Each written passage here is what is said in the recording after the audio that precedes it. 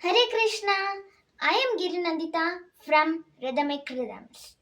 Today, let us explore the 27th verse of the Hanuman Chalisa.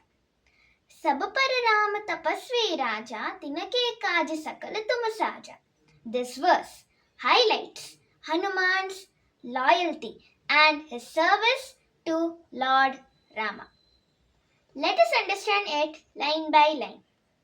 सब पर Ram tapasvi raja. This means that Lord Rama, the king among sages, is supreme over all.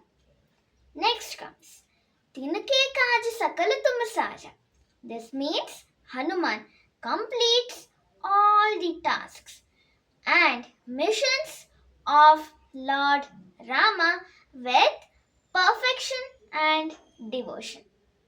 What does this verse teach us? This verse teaches us that true devotion is shown through selfless service.